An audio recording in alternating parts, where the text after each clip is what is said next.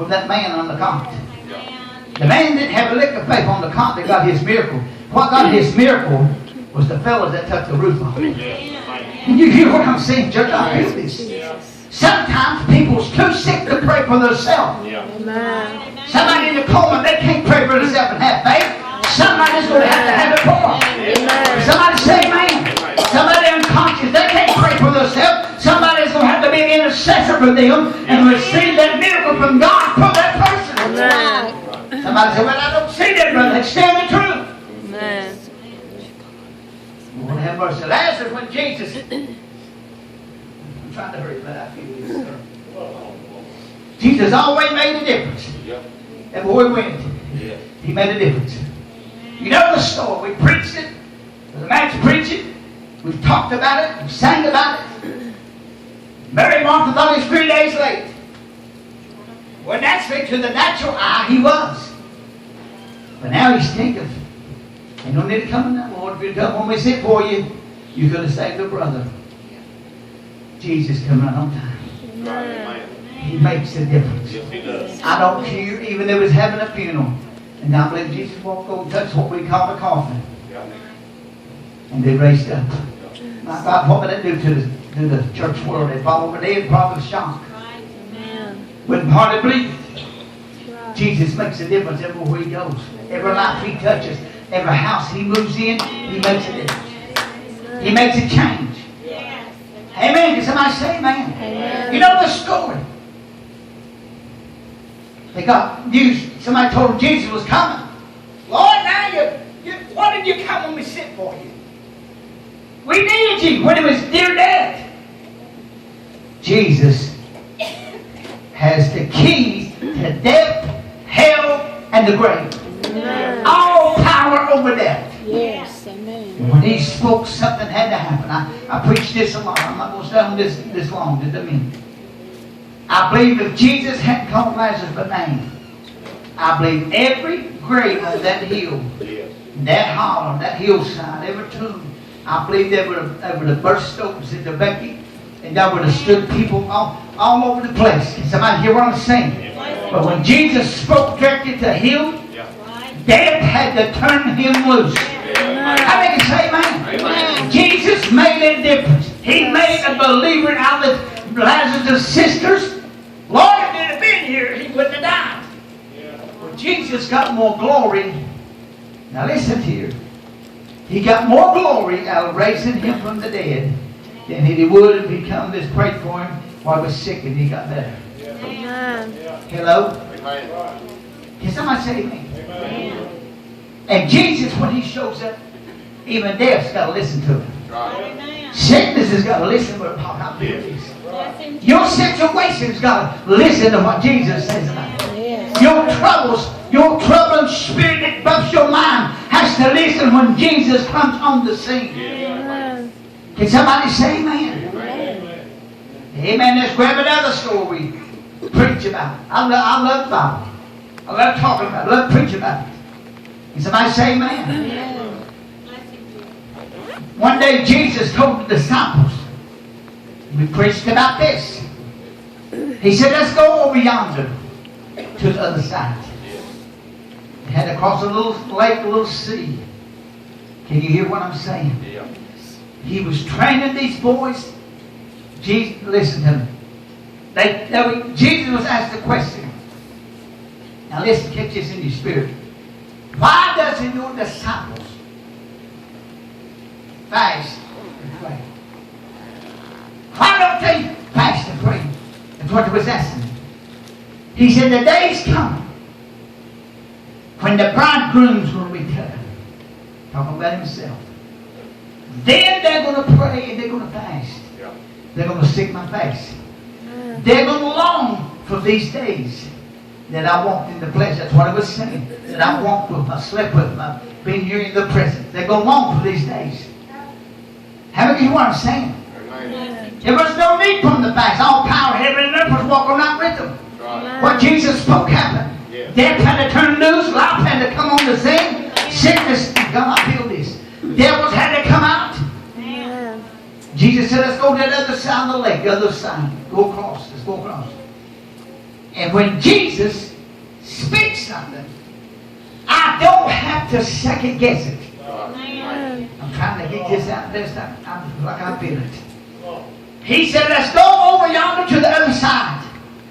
Jesus done spoke their destiny for the boat left the shore, I believe. Can somebody hear what I'm saying? I feel this. He spoke our destiny, Sister Leo. If we keep His commandments, love Him and keep His commandments and do what He tells us to do, He said, I will never leave you or forsake you. I'm always with you. Amen. So why do we, some people sit down and moan and bawl and complain, where you at, Jesus? Blessing Jesus. He lives in me. He lives in you if you got the Holy Ghost. Christ in us the hope of glory. I'm telling you what, that old murmuring, complaining spirit of that preached about the other night. Kind of grabbed the hold of the disciples a lot of times.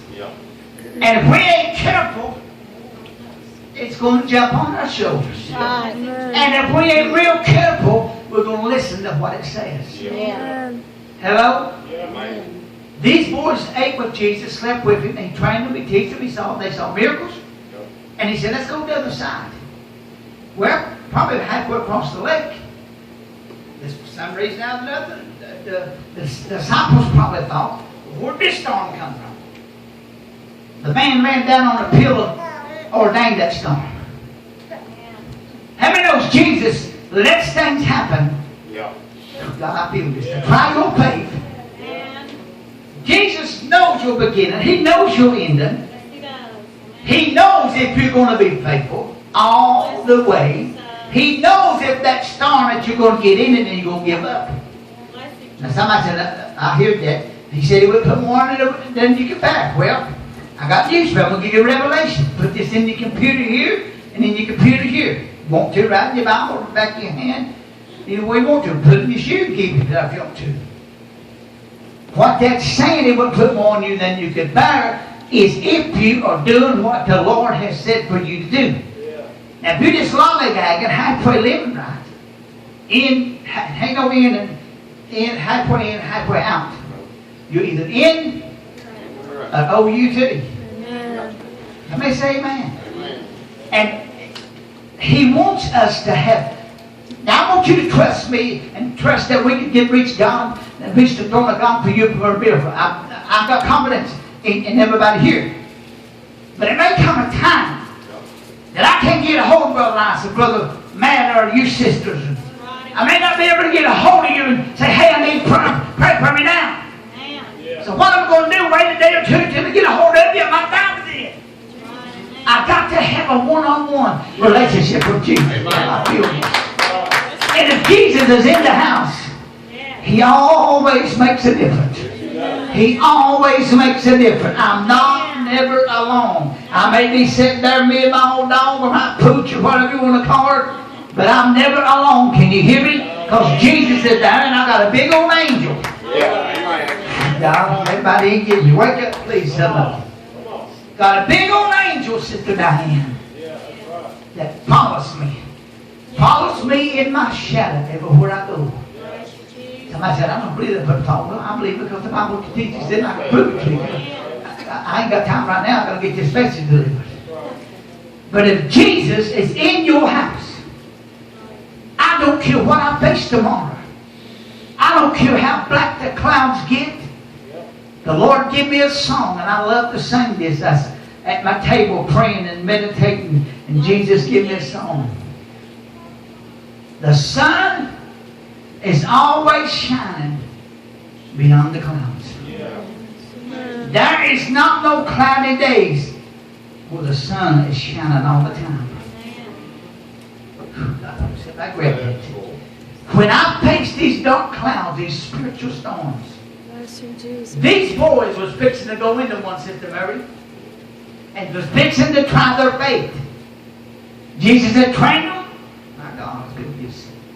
They saw the Lord do mighty miracles, mighty signs. Impossible for man to do. And get out there and a storm come. My God, ignorant I am, Sister Leo, I would have had enough sense to say, well, I know this boat ain't going down because the master's in here. say, devil, this ship ain't going down. Jesus is down here asleep on the pillow. Can somebody hear what I'm saying? When you get your eyes on the storm, my God, somebody said this the other night, and offer the prize, you're already making a mess of your life because you're drifting. You keep your focus on Jesus. I feel this. And He will always make a difference. Because He's always there. He's not left me and I'm not going to leave Him. These boys got out there and the storm began to come. The waves and the... How many know, I'm going to say this, shame on you if you're scared. When the storm comes, the little lightning hit. Of course, as the Bible said, I'm going to close the shade. That lightning comes from through the window. But no lightning comes through the window. Lightning comes through the window. That trailer would have been sitting up. It was floating down. That was a shadow.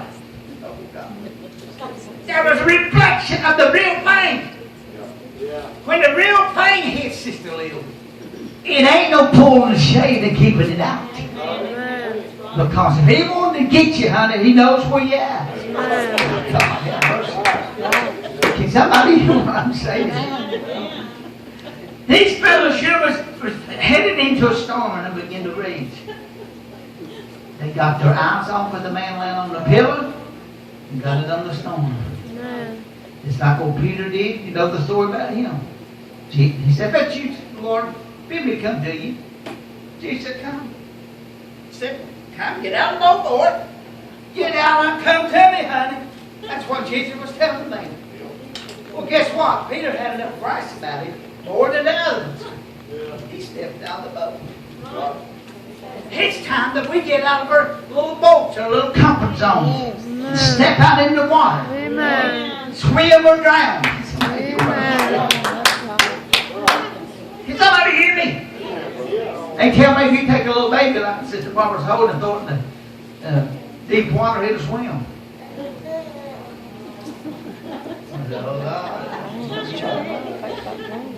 They tell me if you throw an infant in the water, he can swim. I'm not going to try that, but they tell me. But that'd be a good way to try your face. I'm going to try my face. I'm going to throw my baby out in his pond. They'll be ignorant. I'm going to show y'all that baby. I'm going to cast her right out the middle. Watch it swim. It's getting to the dog pail. Look at it. Are you hearing me? That ain't trying your faith or working your faith. That's working ignorance. Can somebody say amen? These brothers, the disciples were looking at that storm. And water began to come upon the boat, Brother Bobby. Don't ever wake the master up. Well, I can imagine old Peter, he was kind of sassy as one of them all. Amen. How many knows that's the truth? He'd be soon cut your head off. Look at you, honey. I can prove it by the Word of God. That's right, amen. I don't believe he's aiming for the high priest's servants right here. I believe he's aiming to amputate his head. And he just got his sword aim off. It's just a little bit and missed the neck and caught the ear. How many believes this? I believe when he saw that. But if you... How many knows when you hit the stone, knows everything's good? I'll be through you a little bit. As long as you're on the mountain, oh honey, the babies is all right. And sugar booger between daddy and mommy and kids is all well. And gas in the tank, food in the cupboard. Well, who couldn't believe God? You don't need nothing from God when you got everything you got. If you don't realize it all comes from God. But when you come off that mountain, come off that blessings, come back down here in the valley where the curse is at, then I'll say if you got the faith. Where do you need faith for a loaf of bread and you got 4 of them cabinet? No? Come on, church, it's a little problem. What do you need faith for? If ain't nobody says, well, I got faith, I just may get sick to that, but I got faith. And that's ignorant too. Well, I'm going to tell you something else. It ain't ignorant. It's lying. Right? If you talk, oh God, really hard there, I believe this is the big one. It's coming. I feel it. I've had pains before the devil said, how are you having the big one right now? I said, honey, you can have it back if it is a big, and I don't want it. I ain't claiming it. Right, amen. How many know you got to talk back to this storm? You got to talk back to the devil. Yeah. Jesus, they went down and woke him up real quick. I got to move on. They went down, Brother Bobby, and woke the Lord up. In other words, here's kind of what their attitude was towards Jesus. Don't you care that we perish? Well, the big dummy should have known he couldn't perish. Jesus was down there. Had it been me, I went down and I pulled me up a pill, and I sat down by myself. I said, Jesus, you're going to have to share that pill with me. I'm going to lay right here to the storm patch. How many of you hear what I'm saying? I'm serious, church. I'm serious to God. A lot of times we bring things on ourselves by exercise unbelief. If you exercise it, how many know if you exercise, then you will get muscles? How many understand what I'm saying? If you exercise your faith, what's it going to do? Shrink? It's going to grow. If you don't exercise it, and you exercise unbelief, your faith is going to dwindle. How many of saw tomatoes on the vine that wilted for the sun, the light hits them? I mean, they look so pretty, get up to them, they're rocking right around what they call a stem. Look real pretty. Oh, Lord, look the other side. Rock and see the baby. Can somebody hear what I'm saying? See, these disciples got their focus, Brother Lights, on that storm. Got it off of Jesus. I'm serious. I done went right down there, Brother Bob. I said, Lord, you're going to scoot over. This little baby may not be very big, but buddy, we're going to share it together. How many believes what Brother Paul's saying? We try to do things, Brother Bob, yourself, and it's going to make a mess out of it. I can't fix problems. I can't mend a broken heart. I can't heal the body that's sick. But we have the one inside of us. God have mercy. That He gave us that power, gave us that faith, and gave us His name to speak His name. And when we speak His name, sickness has to listen. Devils have to pay attention to the name of Jesus. Problems have to hear the name of Jesus. We quit moaning and sitting down in our easy chair. Well, I know we're going to work anyhow. Just wasting time going to church. I don't feel a thing now. Something wrong with preaching. Most times we look in the mirror, we find the problem. Amen. I go to church to serve the Lord and do my part and be a help and try to be a blessing to somebody and get a blessing. We saw God do miracles. And He's still doing them. We saw God bless. And He's still going to bless. See, these fellows, let me hurry up. These fellows who went down and woke the Lord up. The only thing Jesus was waiting for them to do, to stand up and look at that storm. Peace. Be still. Your vessel, sister, God have mercy. Simply can't go down with Jesus in the vessel. There's not a devil, there's not a person, there's not a storm, Brother Bobby, big enough to sink my vessel as long as I got Jesus. As long as I got Him, problems can't separate me unless I let my problems do that. You can allow people to separate you from God. You can allow circumstances, you can allow storm, you can allow a difficult time to separate you from God. But as long as He's on board, God, I wish everybody could feel what I'm feeling in my spirit. As long as He's on board, a heart attack can't get me. As long as He's on board, the devil can't destroy me. Can somebody say amen? As long as He's on board, Brother Bobby, He promised me in this covenant, I'll meet your needs. The one writer said, Beloved, above all, I wish that thou prosper and be in health even as thy soul prospers. That is a covenant straight from the mouth of God's man that wrote that. God given inspiration of the Spirit moved upon them and the word was recorded. It's not their words, it's God's words. We got to put that in our spirit. You said it, Lord. That everything's going to work together for my good. Well, them boys that seen that storm out there that day, Sister Becky, they should have walked in the trainings the Lord trained him. They saw Him perform miracles. They saw Him, Brother Bobby, miracles after miracles. My God, Him laying down on that pillow down the bottom of that ship, it ain't no way. I don't care if 5 whales come up on that ship, they could sink it. Can you hear me, church? I feel this. We let the devil sink our vessel. How many knows? I'm going to say this. I'm going to give you something the natural compared to the spiritual, so I can get everybody's attention on what I'm saying.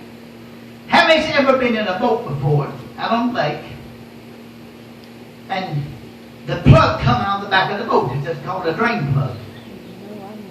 It's a little plug that you push in on and then press down on it, it locks it. Some of them you screw and it swells up the plug and plugs the hole.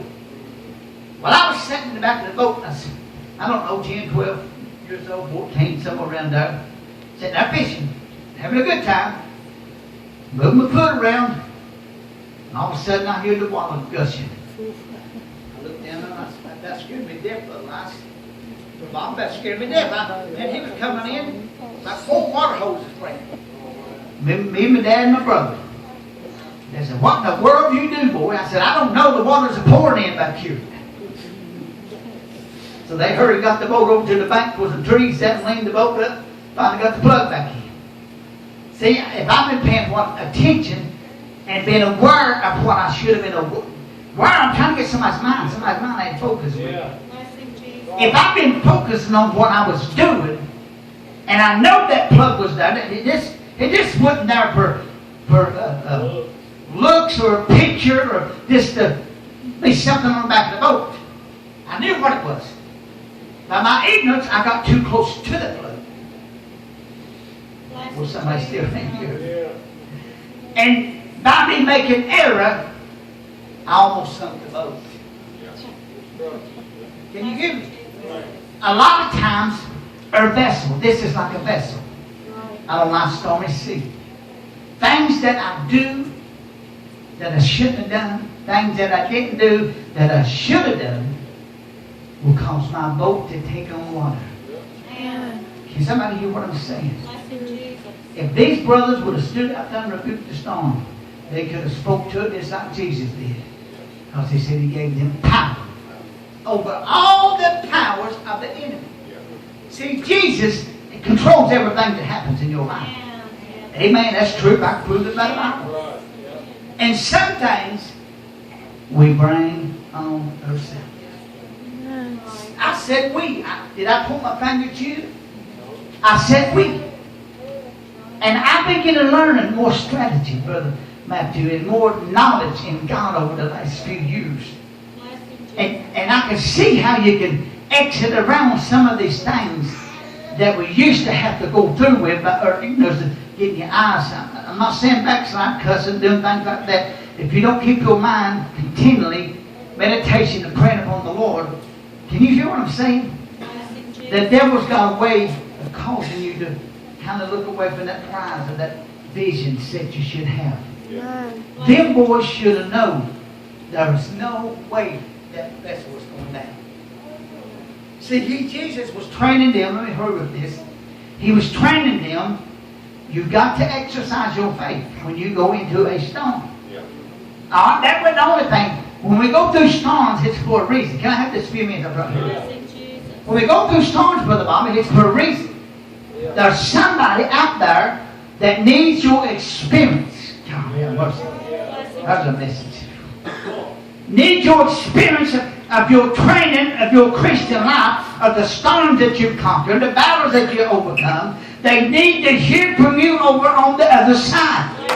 Can somebody hear what I'm saying? There was a fellow over there, real quickly. You know the story, man. I love this. I love this. They tried to bind him with feathers and chains, and the demonic powers of hell in him were so strong, he ripped the chains to pieces. Night and day, the Bible said, in the tomb, cut yourself, crying. You know what he was crying for, Sister Becky? I believe this from my heart. He was crying for somebody to help him out of his prison. He was crying for somebody to come to his rescue.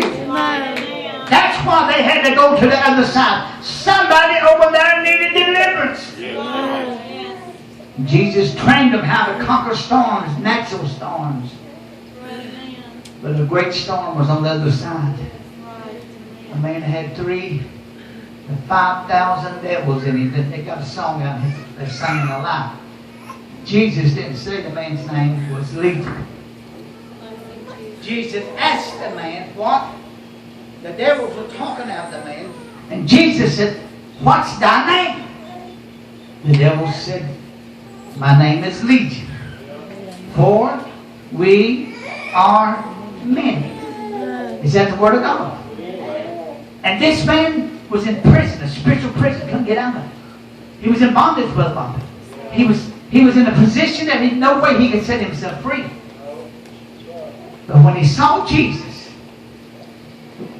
Jesus always makes a difference. I'm not through.